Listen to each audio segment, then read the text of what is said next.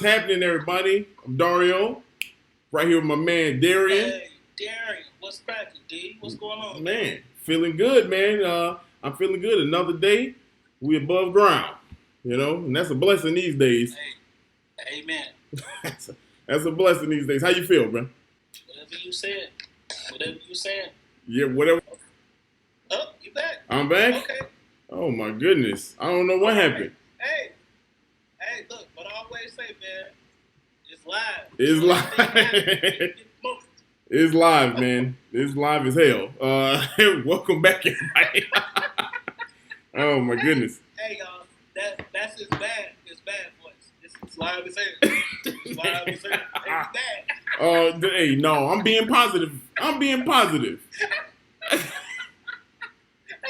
if y'all have known him, anybody out there know him, as long as I know him, with that quiet ass monotone, it's live as hell.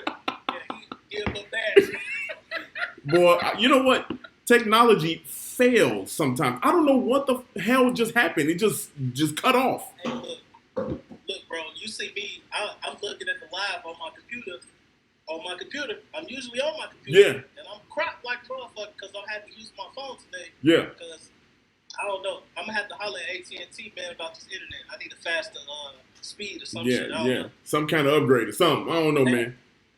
I don't know, man, dude. You know what's crazy is as soon as my phone the feed cut, my phone said it's overheating. Like my phone is like overheating. Like I can't even use it. I got the little temperature thing on my phone, and it said, "Hey, your phone is messed up." I'm like, what is going on here, man? Like this is out of control, bro. Anyway, how you? Hot as hell. It's hot as hell up in this motherfucker. Anyway, how you doing, my brother? I'm good, man. I'm good. Everybody that's watching, that's listening, appreciate y'all. What's up? How y'all feeling out there? I don't even know if I want to dip into this right off the bat, man, but fuck it. It's what it is. Hey, man, a lot of shit that happened in the last couple of days, man. Being a black person in America is rough right now, man. I just want to say, man, look, y'all just hold on and keep fighting a good fight, man, because it's sad, man. It really is sad. It's sad. And if you see some shit out in the street that's happening, man, that you know shouldn't be happening, hey, man, shake some cages or some shit in that moment. You know what I'm saying? Like, Big Floyd lost his life, man, and there's a lot of people recording and things like that. You know what I'm saying? And it's very unfortunate. I just wish some people would have took some action in, and I know it's an easy thing to say when you're not there in that moment, just because of all the things that we've seen on TV for the last couple of years. This ain't no new shit. You know what I'm saying? This ain't no new shit. In the last couple of years, it's easy to say that because you're not in that moment. But man, one of my homies on Facebook, he said, man, if it's a crowd of people watching that shit, throw a brick like they did in Friday with Debo and shit. Just throw a brick, throw something. You know what I'm saying? How many people could, you make some fucking commotion, man, and make them get up off that, man. You know what I'm saying? But that shit is sad and unfortunate, man. And may he rest in heaven, man. And I can speak on the looting and all the rioting, man, all I want to, but it's just some unfortunate times out here, man. And I pray for people, I just pray for better days, man, because it's just sad. You know what I'm saying? It's sad, bro. Yeah. And it's sad that people out here trying to justify what happened. It's sad that people are mad at black folks for speaking up. You know what I'm saying? Like, it's just crazy, man. It's crazy. And it's disheartening, bro, because you know me, D. I'm a people person, man, and I love everybody. I don't care if you're black, white, Mexican, Chinese, Japanese, whatever, bro. I don't care if you're gay, trans, bi, none of that shit. Like, you know what I'm saying? Lesbian, none of that. I don't care about none of that, bro. Like, if you're a good-hearted person, like, then I love you. And it's sad, man, and there's people out here that don't think like that. You know what I'm saying? It's very sad and unfortunate, man, and that's just my little 2 cents, man. But, rest in peace to George Floyd, man, and I pray for his family and my condolences, man, and I I pray to God, man, that they get the justice, that they looking for and that we all looking for. And man, I just pray for better days, bro. Yeah. I'm gonna start rambling and ranting, but I'll just pray for better days, man, because it's rough, man. Yeah, that's all that you can do. And I think, speaking for, and it's hard to speak for 50 million black people, but I think we all in agreement here in America. I can say this, and we all agree. We done hearing the same old story. We need some action. And I think me and Darrian, if we had to say, we more the Martin Luther King type. Let's go that direction first, and let's kind of talk to these people, talk some sense into them, because we feel that's the right way to do it. But by no means am I saying, let's go the violent route or anything, and let's continue doing that. By no means am I saying that. But what I am saying is that you poke a bull too much, they gonna bite back. They gonna start charging you. So, hey, let's stay strong. And everybody out there, I tell you one thing: we Black Lives Matter. You know what I mean? We know all lives matter. We know that, but it's time for y'all to start including us. You know what I mean? It's time for y'all to start including us, and that's all we gonna say on that. I know, Darren, this was weighing on you, man. It was weighing on me. It's weighing on 50 plus million black people across America, a whole bunch of more people around the world. And hey, be positive. Change gonna come. Yeah, so just be positive. Change gonna come. Man. Hey, speaking of change, Darrian, what shirt you got on, my brother? What shirt you got? Oh, what shirt? Hold on. This shirt you got. Your shit looks smooth. Cause my shit looks smooth too. Oh. I'll back out a little bit. Hold on. You see me? You see this? Oh. Yo. Oh shit. We had a This feel like Superman with the B on the chest, my brother. Hey, let's go. Yes. Tell them where they can get the t-shirts at. Man, y'all. So Brandon Scott can get off our ass. Yeah, right. Brandon Scott, you can come get your t-shirt. T-shirts are now up on greetingsbyjenny.com. I'll put the link in the post for y'all to go support 2 local businesses. We got the t-shirt, we got the tumbler, of course. You can go get the tumbler.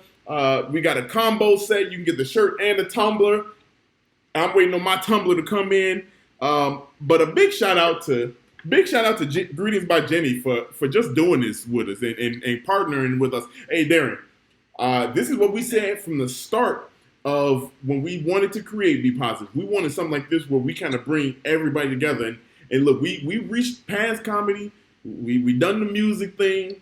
We done the arts and all that kind of stuff. You know what I mean? The spoken word. Now look at us, actually business partners now. Bringing people together. And man, these shirts it's look crazy, man. It's very crazy. Hey, look, I'm gonna go Spike Lee right now with my shit. Go ahead. Hey, first of all, shout out to everybody that has already gotten the t-shirt. We appreciate the support. Yeah. I don't think we even realized how many people would actually buy the shit. We was just like, look, we're gonna try this. We're gonna see if it works, and we'll take it from there. And Jenny was like, y'all blowing up my site. Yeah, right. Oh, okay. Yeah. What's up? Yeah. She messaged me. I think we released on a Sunday night, but sales really started happening on Monday, which was a Memorial Day, and I think we hit some major numbers on Memorial Day. One of the probably the hardest day to actually make sales on for anybody. So man, shout out to we appreciate y'all. We appreciate y'all, and if you don't got a shirt, check out the link. Please go get you one. Please not go. Even for it ain't even about money purposes or nothing like that. You know what I'm saying? Or supporting the local businesses. I think it's just mainly it make me feel good to see the shirts in people's store. Yeah. You know what I'm saying? Yeah. When I look at people's story and that I know and things like that, and I see like, damn, that's the podcast shirt in their story. Yeah. You know what I'm saying? They got a shirt of the shit that I run with my voice on it. Yeah. I think that's what it's all about for me too, man. It's like it ain't about the money, man. It's not about that. I think it's about we getting that point across, man. We got people out there actually believing in us, man, and it's cool. Like you said, man. Hey, look, I'm on it. I ran through the scenario with my girl, and I was like, I think it's really gonna mess my head up if I'm on stage, if I'm anywhere performing behind the mic, and I look out in the crowd, and if I see a be positive anything on somebody, I think I might just lose it on stage. I might have to cut my whole set and just be like, call that person out, and like, go up to him, take a picture, shake a hand. Pull them up on the stage. Yeah. All of that. Yeah, bro. Like, I'm gonna have. Up on the stage. Yeah. Tell them they can get a guest spot on the podcast. Yeah, man. Bro, look, speaking of which, man, everybody, anybody who order, if you're going to order, please do so. But make sure you tag us so we can put you on our Facebook page, not just the story. We want to put people on the page, man, like supporting the brand. We got stickers coming. The Tumblr is already out. And we just waiting to see how these things. Take a picture of yourself rocking the shirt or something. Send it to us. We'll post it up on the Facebook page, on the production page, just whatever, man. Like we just love the support and can't thank everybody enough, man. It's truly a blessing to be out here and doing something that you love to do and people backing you. Yeah. You know? Yeah. So I know I'm grateful. I know I can speak for D and say the same thing. I'm grateful, man. Man, grateful. I feel like it's got to be something else we can say, man. I don't know. It's just so dope, man. And trust me, the B feel good. You know, I feel like a superstar. You a champion. It's a championship goal. That's what it is. You a champion when you wear the Be Positive. You know what I mean? And you spreading the word. You spread a message too. Most people won't see Chicago stories. They're gonna be, what the hell is Be Positive? It's a podcast. You could tell them that part after you tell them, hey, just be positive. You know what I mean? Just tell them. Hey, yeah, that's what I'm saying. And that the more we could just spread the message to people of just being positive in general, like it don't even have nothing to do with the podcast. You know what I'm saying? We going through a pandemic right now. You got this shit that just happened up in Minneapolis, man. Like it's people out here losing their lives, children out here missing and stuff, man. Children wasn't able to walk across the stage to graduate. Man, seniors, you know what I'm saying? Like, man, this is the best time to spread that message and spread that love. Be positive in everything that we do, man, so we can just keep forward. Yeah, buddy. Keep on moving forward. Hey, something else positive happened today, D. Something else positive happened. I don't know what they say in the industry, but the album went gold or whatever. It went officially. It's done. It's up. iTunes got it. They just waiting to release it now. Album done. Spotify said, hey. Spotify said release. Man, release. Let's go.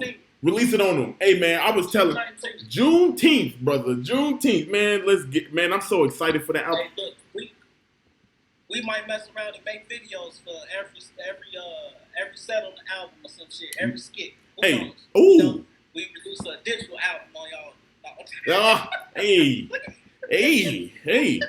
We wanted to do it with the first one, but something held us up. I'm not gonna get into it. But we wanted to do it on the first one, and we were held back. But now the chains are off. We free. We free agents. Let the people go. Bruh, you realize this album, last year, it wasn't even a year. It's been 10 months since the first album. You know, and it was released, supposed to be released on November 4th, but didn't actually get released until like November 22nd. How the hell is an album on Black People Time? What? Come on, man. Like, how did we release an album on Black People Time? Like, this is. I mean. Hey, man, look, it's all good.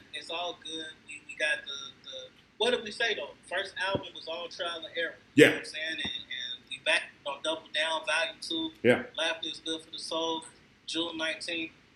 It'll be all on time, the date that we projected, expecting, and releasing on. Yeah. So it's all good, man. And, once again, I know we said it a bunch of times, but When it's up, please go listen to some incredible artists on there, and not even from a comedy aspect, but musically, spoken word, like hell, acting. No, I'm joking. Yeah. I mean, maybe. Some incredible artists on there, man. Some incredible artists. Please go listen and check it out, man, because it's definitely gonna bring some laugh to your soul. Yes.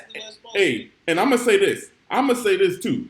We didn't push the first album. We said, first album, we don't care about the sales. You know what I mean? Whatever. We just gonna put it out. Anybody who's on the album can always reference back and say, look, you need a track, bam, got you. It's on the album. This time, hey, we want them sales. We coming for the spots, the top spots, man. Let's please help us get to top 100 at least, just so we can say we gotta. Yeah, just stream. Stream all day. Put your phone on the charger. Spotify. Yeah, lower the volume. Stream that shit. You can do it. Help us out.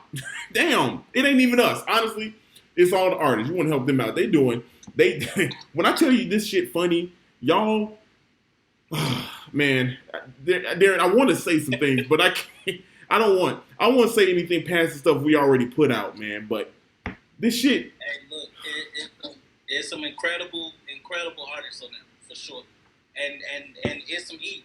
It's some heat on that album. Yeah, it's some heat on it. Not even to discredit nobody on the price one or nothing. Yeah, and that was funny as well.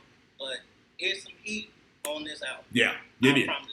There's parts of the album where you probably gonna be in tears laughing. You know what I mean? Like I can almost guarantee you gonna be in tears laughing because as put it together and like listening to it over and over, I could probably tell you each person's set front to back, honestly. But there were parts where I just forgot, I just stopped and just like laughed and was like, I can't even concentrate. Like, how do you mix this shit on mute so I don't have to like get distracted by how funny this is? So shout out to everybody that's on there. We'll reveal later who's on there. We got to be tricky with this one. See, we had some fun marketing last year. We had the album release party. You know what I mean? That was gonna be fun, but we don't got that this time. We don't got that. We hid albums underneath the table. Yeah, this gonna be all off the strength of the funny, man. But the strength of the funny. We gonna get creative. It's gonna hit. Yeah. Oh yeah. Oh yeah. It's gonna hit. It's gonna hit. And if y'all know us, y'all know we're gonna get a little creative with some crazy shit. Yeah. Some stuff that probably be like, they did that. Yeah. Of course. Yeah. I'm sure a lot of people like. Yeah. They did that. Yeah. Yeah, we did. We gonna make it work, man. Yeah. We gonna make it work. Also, D. Speaking of working, man. Yeah. Go ahead. No, I was gonna say, hey, everybody, D, close your ears. He was talking about album 3 while we were still making album 2. So no secrets, but D working on album 3 already. Just want to let y'all know. Hey. Let's go. Let's go. He already got number 3 in the works. Before we started, we said we was gonna do a 3. One of them joints. Yeah. So expect volume 3. It's coming. Mm-hmm. It's coming. Mm-hmm. No doubt. But stream the shit out of this one in the meantime. Yeah. Yeah, in the meantime. To infinity and beyond. Forever. Hey, you was about to say something about work, man. What you got to say about work? Oh, I was about to transition, man, and talk about our guest, man. We got one of our good friends that has been putting in work. Yeah. You know what I'm saying? Not only in the city of Chicago when he was here, but in the hometown of New York, bro. Yeah. His hometown of New York.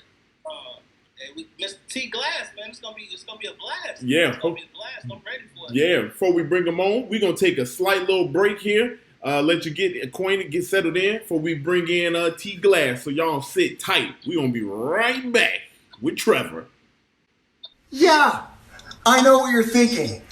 How does this kid look so good off of one haircut? I don't know. But now that we've got the good news out of the way, let's talk about the bad news. I spent $20 for this hair. We won't even call it a haircut. We'll call it a side cut because she did not even touch the top. Okay? I spent $20 for a side cut that lasted five minutes. I paid $20 for 5 minutes of haircut time.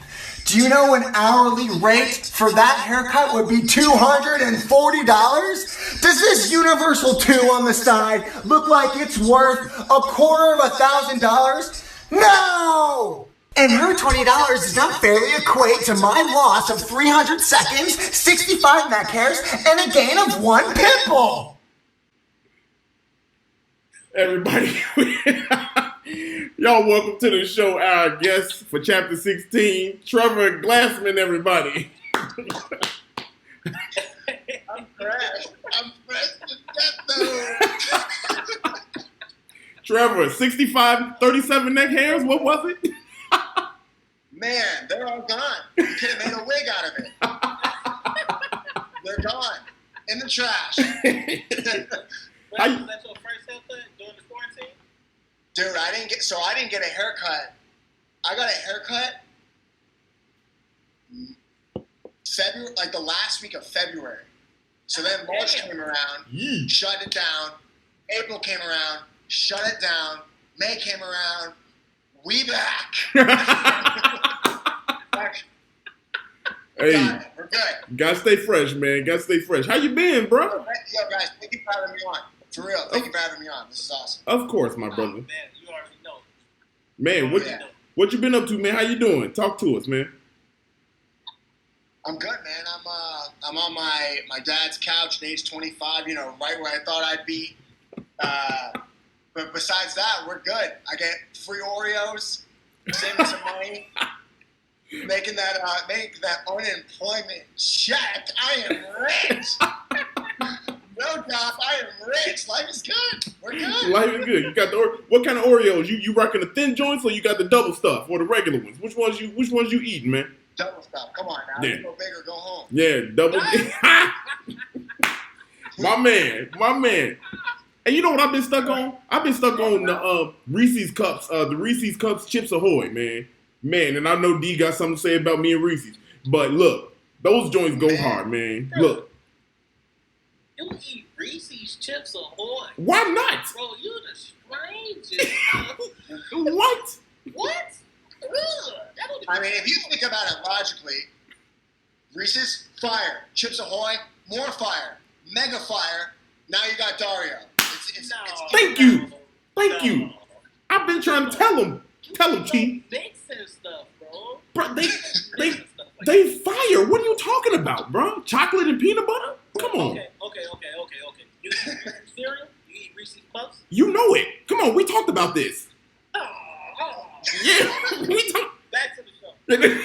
We'll talk about this later. Hey, people in the comments, do y'all fuck with the Reese's, man? Come on, let me know, man. All right, keep going. No, man. Now, I'm going to say this, though. This is a positive podcast. If you don't like Reese's, stay away from me. I need positive energy across my life. Hey, I'm all good. I'm good with Reese's. I'm good with Reese's, bro. Reese's, that's it. I don't want no Reese's Puffs, no Reese's Cookies. What's the difference? Ice cream, none of that. Peanut butter allergy, keep that negative energy away from me. I guess I'll be asking the questions from here on out. No. Trev, I don't know you longer, man. You gelling with Dario better than me.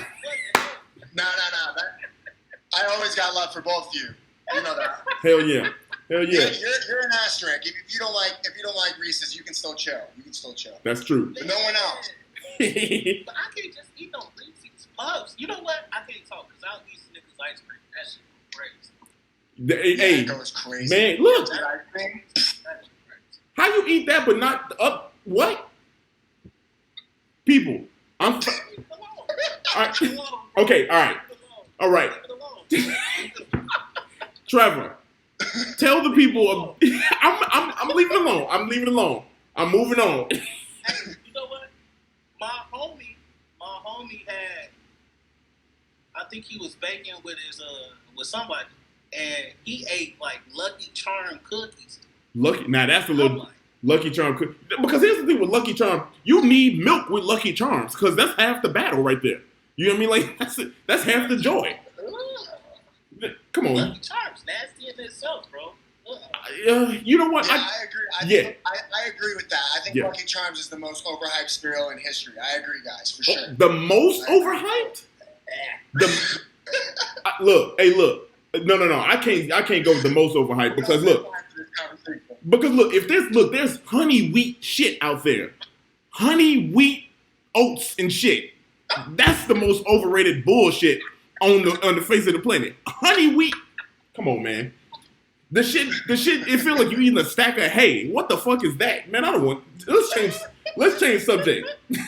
I'm working up a damn sweat. 85% grain, 15% marshmallow, and everybody likes it for the marshmallow. So you're telling me you're gonna hype it over 15%? Get away from me, you sicko! Hey, hold on. I'm looking in the comments now, and TJ, look, you gotta get off my back about Chris Rock, bro. Get off my back, Chris. Okay, Trev, listen. Hey, I'm sorry, y'all, because it's like a little unorthodox show chapter today because me and Dario have known Trev for quite a long time. You know what I'm saying? A couple years, you know what I mean? And so this is like just friends talking. You know what I'm saying? Trev, do you think Chris Rock is funny? Do I think Chris Rock is funny? It's very hard for me to say no to that. I do have specials that I like of him, but I will say this. I will say I know his story, so I respect his comedy more than anything else for his story. But I do think there's a lot funnier people than Chris Rock. Hey, Chris Rock ain't never had me crying like that. Never. No. Ever. No. I don't even know if he had me tickled. He ain't had you tickled. He ain't had you tickled. Hey, look, I think you know. No, you know what used to kill me is the no sex in the champagne room. I used to be like, why are they hyping this up? It used to come on the box all the time. If y'all from the south side of anywhere in Chicago, you know the box used to play that was like the good MTV before MTV took over where you just call in your songs. Yeah, I'm old. But hey, that shit used to come on all the damn time. I was like, this is put on Crucial Conflict. I'm tired of hearing no sex in the champagne room. I'm sorry. Let me drink my Truly. Look, I'm sorry, y'all. Hey, you said that in your soul. I did. No. I just want to say on record, because he'll see this someday. I do think he's funny. But I do think in my personal humor, and humor is subjective. That's a fact. You cannot argue with me. I do think there are people that are funnier than Chris Rock. Mm-hmm. But Chris, by no means is he not hysterical. The dude is funny. He's funny. Yeah, he's funny. Yeah. He's funny for sure. But I know there's some motherfuckers out there funnier than Chris Rock. And Chris, if you watch it for some odd ass reason, or as Dario would say, this on the internet, hey man, you're funny as hell to me, bro. For real. Let them know. Hey, bro, love you. Got all your work, bro. You know? Hey, we're going to get canceled after this one. We're name dropping for hype, though. You know, controversy gets the shares. You know what? Hey, whatever. Tell Chris Rock I said he a bum. Ooh. No. Hey, D. I don't stand by that. Hey, we got a track coming out called Diversity Hire. Somebody told me it's a good thing that I'm funny because only reason I'm on these shows is because I'm a diversity hire. Yeah, somebody said that. I heard you. I'm trying to get these. So they said you was Chris Rock. They said I was the Stanley. They said I was the Stanley of comedy in Chicago. I'm the Stanley. Did someone really say that? Yeah, man. I'm not lying. I ain't got no reason to lie. And we made a track about it. Jesus. Oh man, all right. Hey, Bring the Pain is fire though. You gotta watch Bring the Pain again. I think you gotta watch Bring the Pain. Oh, I'm bringing the pain. Yeah. Hey, get your Be Positive shirts, everybody. That's a perfect segue into something. Yeah. Hey, Trev. I'm gonna try to segue that shit. Yeah. Hey, look, we gonna. This is how we gonna do it, Trev. Don't nobody know you like how we know you, maybe on that's watching right now. Go ahead, and tell the people who you are. Give them a little breakdown of what you all about, Trev. Yeah, for sure. So I'm the GOAT. I don't. No, I don't mean that. No, I'm just a happy guy. I like to make jokes with people. I like to be positive. That's part of the reason I'm on here. I like to really. And I look at life differently. I look at the things that people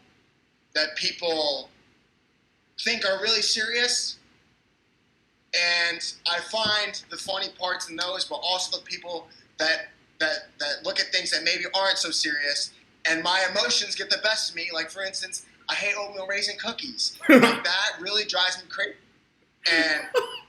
And we could talk about it later, but that's something that somebody would look at me and be like, why is this dude yelling about oatmeal raisin cookies? And the answer is because it's disgusting. But like that's just like me in a nutshell. Like, I don't like oatmeal raisin cookies. I don't like plain things. I like people with vibrant colors, personalities, good vibes, and try to surround myself with those people.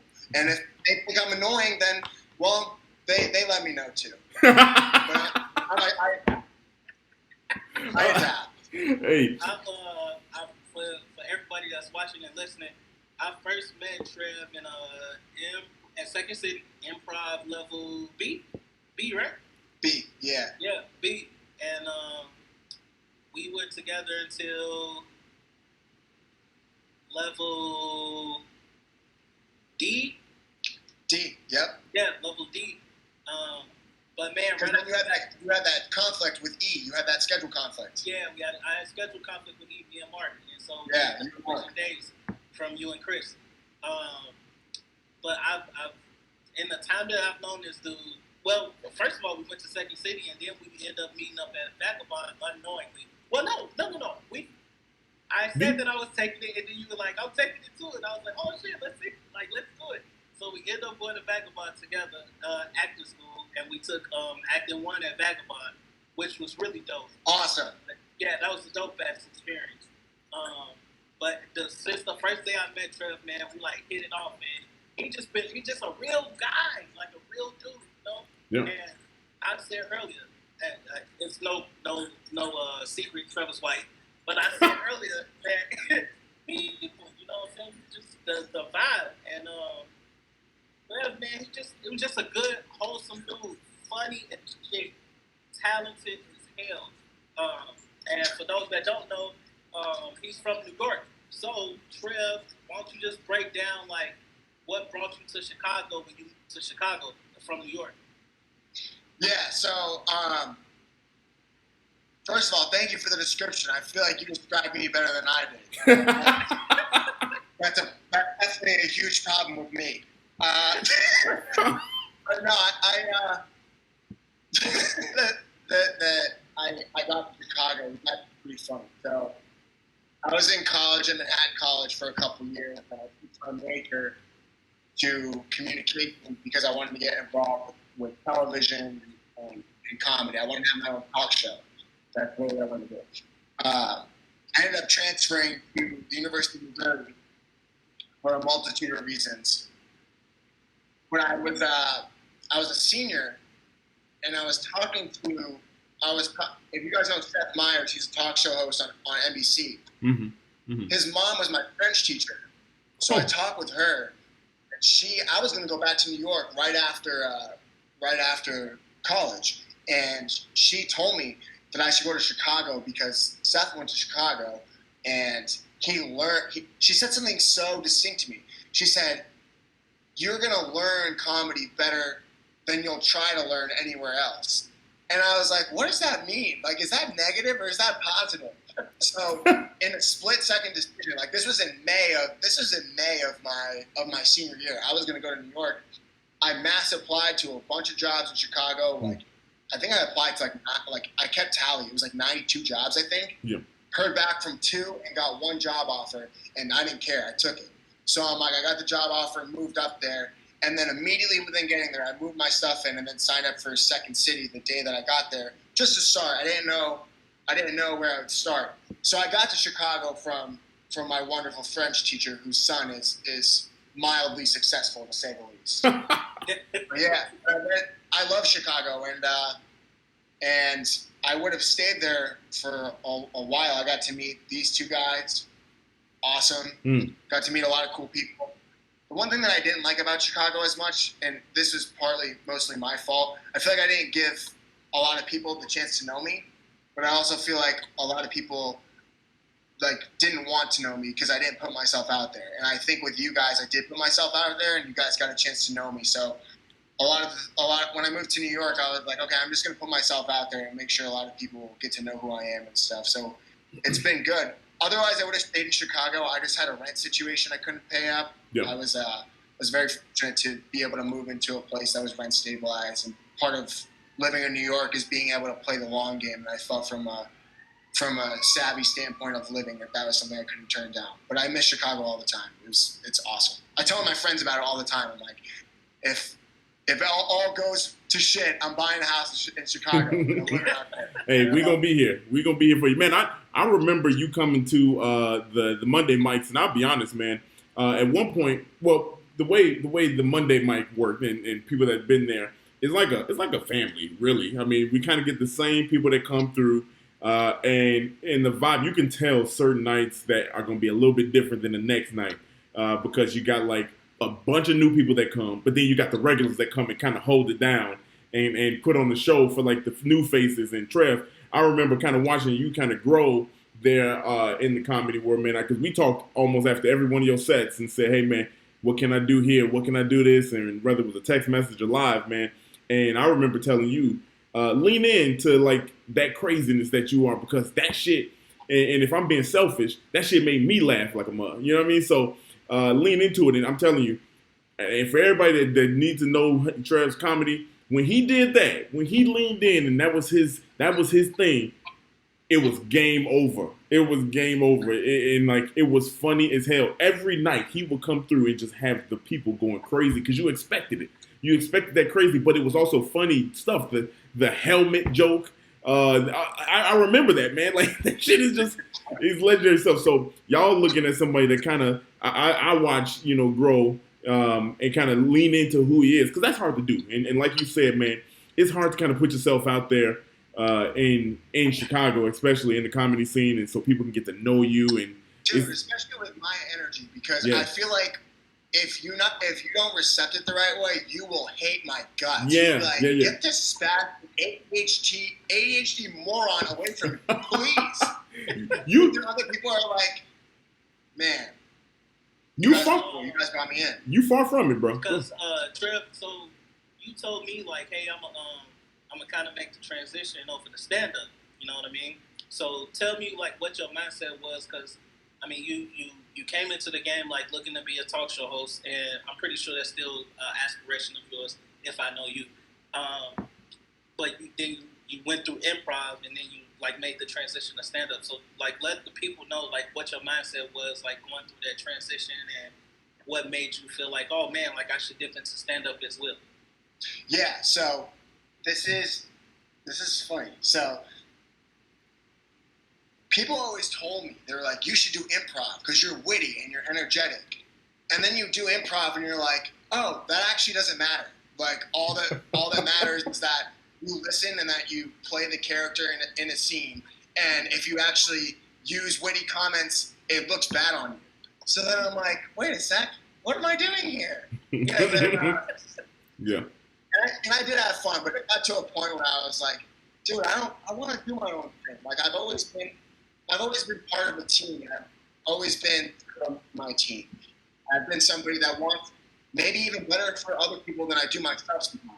And that would transition great to improv. I don't know. When I was doing it, I'm like, I have this own unique energy I feel like that I could bring to people that I'm really selling myself short if I don't. So I guess, I don't know, in some weird way that I feel stand-up kind of, I felt that I needed to do it for other people.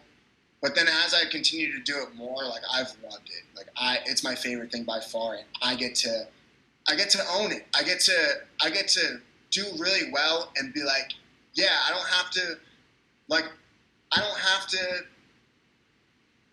be humble about it if it makes sense. Like I earned it, but also if it goes bad, like it's on me. I can't blame it on anyone else. I can't say, so like they didn't have my back or like that person's weird and they didn't like my humor. Like no, it's me.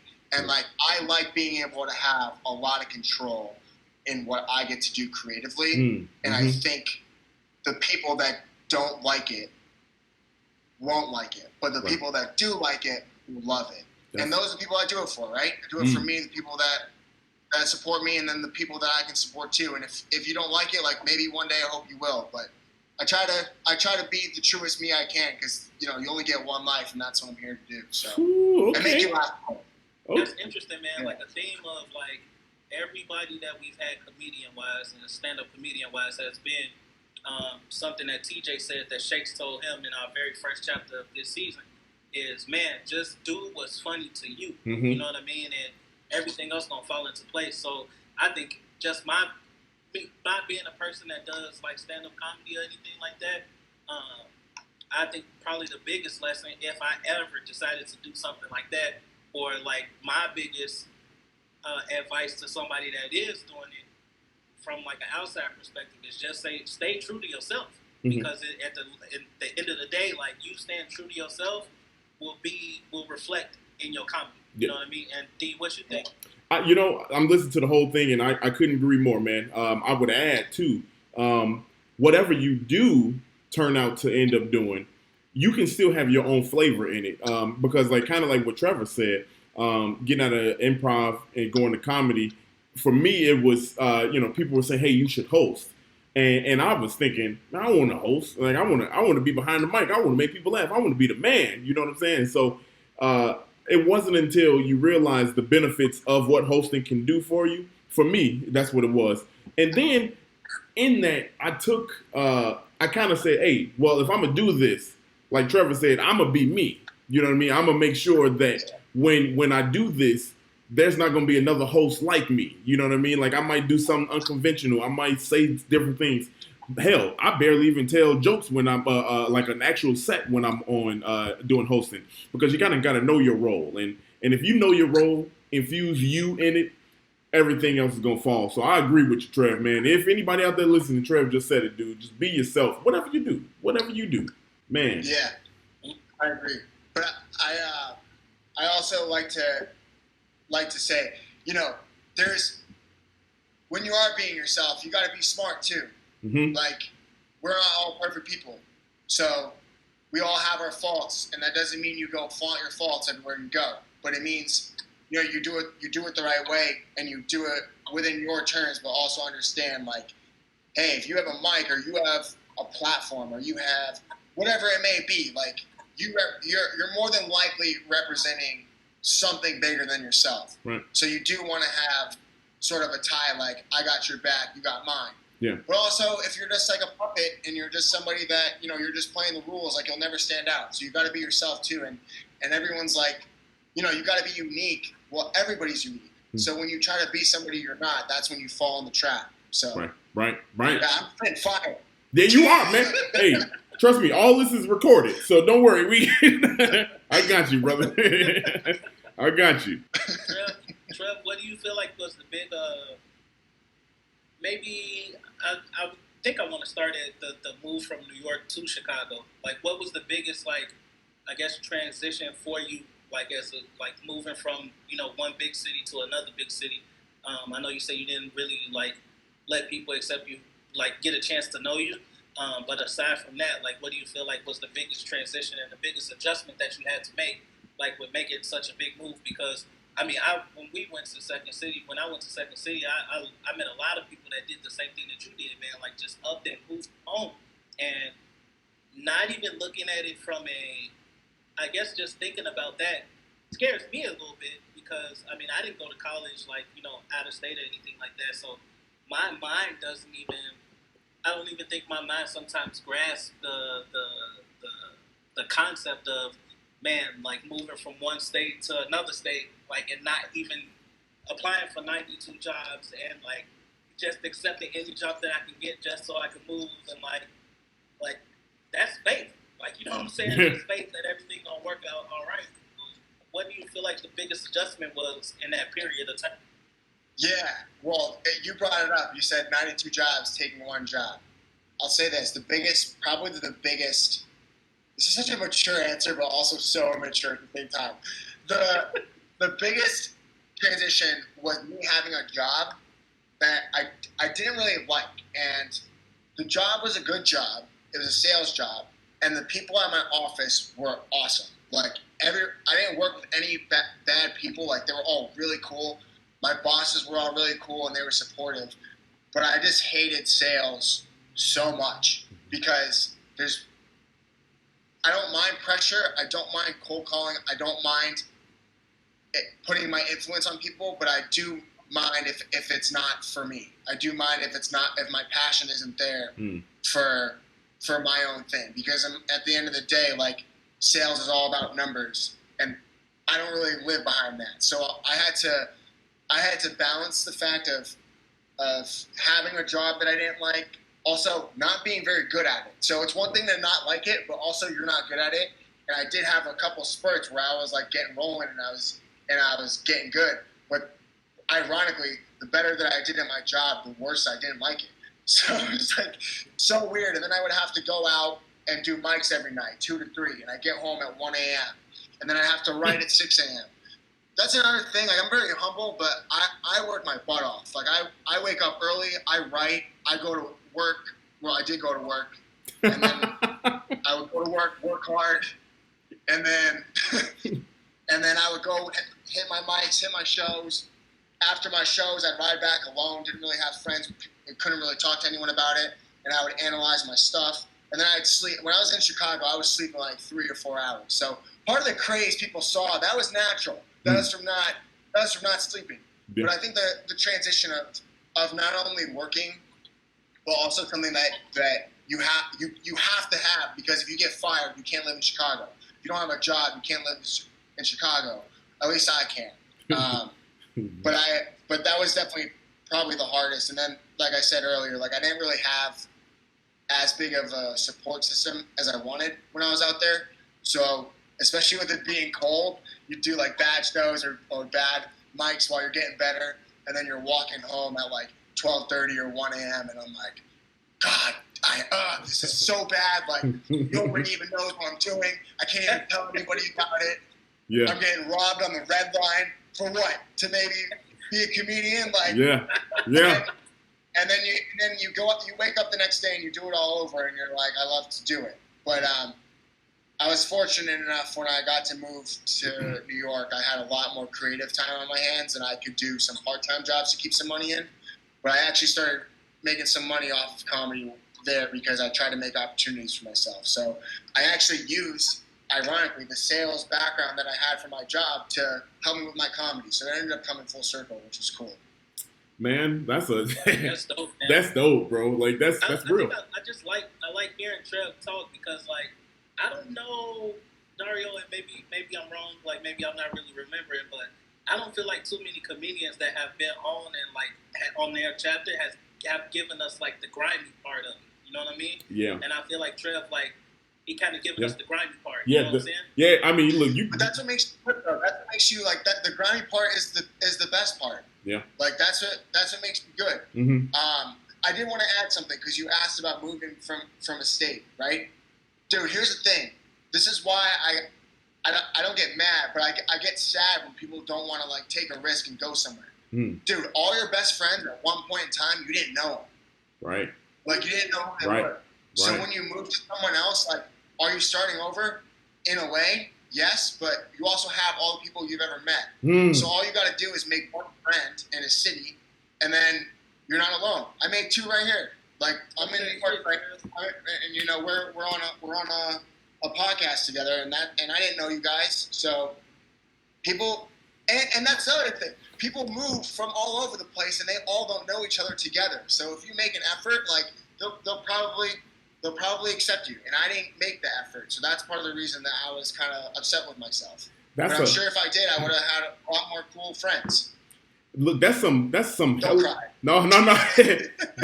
that's some crazy ownership on your part, man. Because you know, it's tough. I mean, it's a 2-way street too. You know what I mean? Don't bear all that weight on yourself. You know what I mean? Because like in anything that you do, you know, people can walk up and say hi, but you know, sometimes that's just not the way it is. Sometimes people get in the way of themselves, and So I wouldn't say don't put that all on you because there's some people. Look, let's be honest. There's some people out there that think I just started comedy, and I'm thinking in my head, I'm like, what? Like in my head, but like, I'm thinking, I'm like, what the fuck? I've been doing anyway, But now when you think about it, it's like, well, what did I do? What did I do to kind of put myself out there? Because sometimes, look, I don't really talk. I go and do my business. I head out, man. I lived in the suburbs, man. Like when I was going through my stuff, work a full-time job, go put on these shows, and I go straight back home. You know what I mean? So it's a two-way street. I could kind of be in that same situation, but I look at myself, then I look at other people when I am in the building. I'm like, hold on,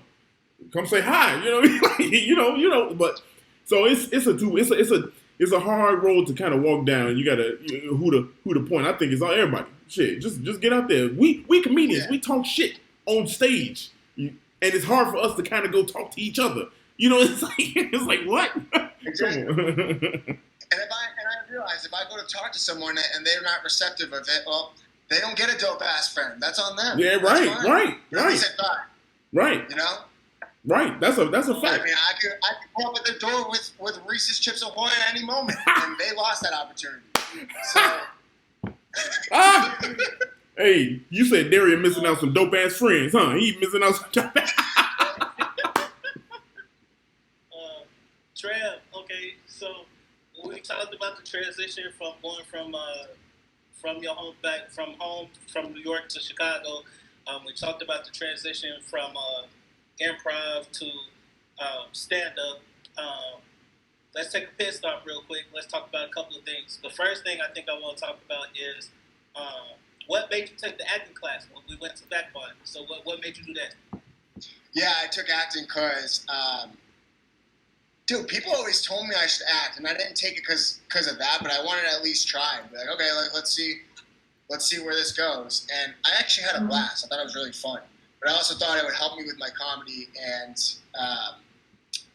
meet more people. And that was something that I wanted to do before I went to New York, because I wanted to have something, because I know in New York a lot of auditions can pay your bills pretty well, especially if you get in a commercial or two. You get a lot of money. So I knew if I was going to New York, if I could act a little bit, it would help me out. I haven't been to a single audition yet, but I've been busy with other things, but I will do it. But I thought that acting was so cool, and I heard from Vagabond.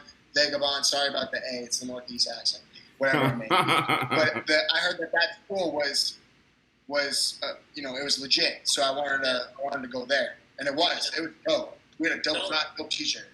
Don't feel bad, man, because out of all the shit that I've done, I still have yet to had to audition for anything. I just look at it as a blessing. Well, we're gonna audition when this is all done. I'm gonna hold us to it. Yeah, got to. I'll be honest, man. Y'all can have that. Y'all can have that acting. I do acting now too, but like I remember when I hit that crossroads when the improv was done, it was like, you want to go to acting class? I was like, shit. I was like, I don't know about all that shit. I'm trying to grab this. I'm trying to be funny. You know what I mean? I'm trying to be on the stage. You know what I mean? Hey, but now I've done like so many damn sketches, man. Shout out to Unlikely Friends. They done put me on a couple of them. So, and other people that put me on some acting gigs. So I guess I do some acting. You know what I mean? I do some acting. Shit. I wish that's. You took a class. I got a resume. Yeah. See. Yeah. Look.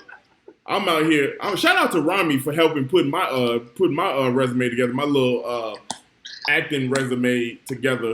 You know, he ain't had nothing but like a few things on it. I started putting down shit. I was like, hey, look, well, on December 12th, I was on stage. I killed it. You know what I mean? Like I started putting that kind of shit on mine. You know what I mean? I ain't got much else to talk about. 100%. Right? Yeah. Yeah. Whatever. Trev, so tell us about your first bomb. That's what I want. Dude. let us know. All right. You know what's funny is you guys will get it because you're from Chicago, but a lot of people may not that are not here. So I had two friends visit me from New Hampshire And we had all been wanting to try stand-up. We had all been wanting to do it. So they came, they took a plane. I feel bad for them. They took the plane and came here. I lived in the place. They took the plane, come here, and we're like, yo, we're doing stand-up tonight. We're doing it. Like, we have no more excuse. We're all in the same place. We're doing stand-up. So they're like, okay, yeah, let's do it. Like, what jokes you got? I'm like, I don't know. So this is at like 4 o'clock. There was this mic at, oh man, I can't remember the place, but they have a soapbox. So you stand on a soapbox. They don't have a mic. Dario, do you know where I'm talking about? No, don't put me on the spot like that. There's no microphone. Get on a soapbox. I heard of the place. I don't. Spew out horrible jokes. Oh wow. I wrote a whole monologue. I didn't even write jokes. I wrote a monologue about how ridiculous the tax system was in Chicago, and I made up taxes like avocado tax, like dude, there's so many unfunny things that I frankly don't need to embarrass myself with everybody watching.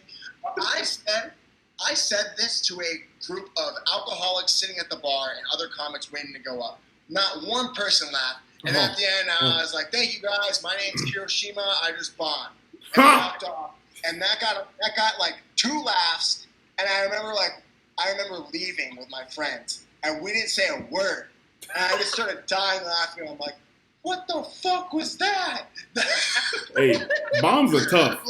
It was so bad, but it was so funny. And then I learned, like, oh, you have to actually write jokes that happen and then work on them for a really long time. Yeah. So bombs are rough. First bomb was the worst bomb.